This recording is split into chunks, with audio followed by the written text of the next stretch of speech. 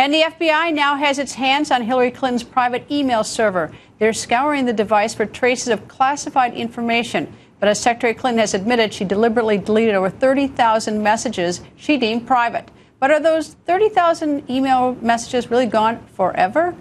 Well, the FBI now says they're confident they can recover at least some of those files. So how does that work? Tech expert David Kennedy joins us. David, nice to see you. And so that's news tonight. The FBI says that they think they can recover some deleted.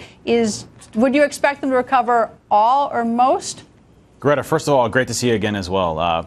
For the FBI, they have a practice called forensics analysis, which looks at the hard drive. And if you look at a hard drive, think of it as a book, and it actually kind of looks like a book too. But in a book, you have a table of contents, which kind of mark different pages where the information is at. Same thing when you delete a file. That table of contents is erased, but the actual data itself is actually in the same location, but it's marked to be overwritten. So what can happen, what you can do is that you can look at that whole hard drive and you can say, okay, what data is actually still inside of that hard drive, and can we recover it? So you can probably get a good percentage if it wasn't overwritten a long time ago. So there's a good chance you can recover at least some of the data.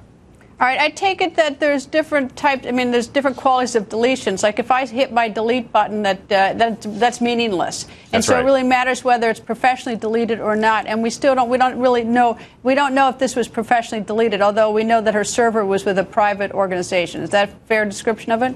That's absolutely correct. You hit it spot on. So what you can do is you can overwrite sectors in the hard drive that actually erase the data for a long time. So if she used any type of secure deletion software that actually goes through and wipes the hard drive, then that would actually be gone forever. And that's definitely something that the FBI is going to take a look at. All right. Can you explain this to me? I don't get this. Is that I understood that the server was at her house. Now I hear it's in some Colorado bathroom closet. Where is likely? Do servers physically get moved to these places, and then I read in other places where the lawyer for the place in Colorado said that some of the emails had migrated other places. So help me out with this. So, when you initially set up a mail server to handle email, normally it's in a personal environment, but, as Hillary probably grew in the amount of responsibilities and emails she had, she probably needed to upgrade.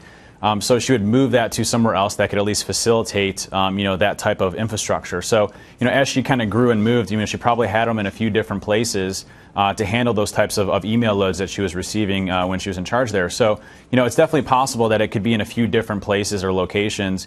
And to put it in the point where it might be in somewhere else, she might have also used what we call cloud-based services, which put email in larger infrastructures that can support that type of email.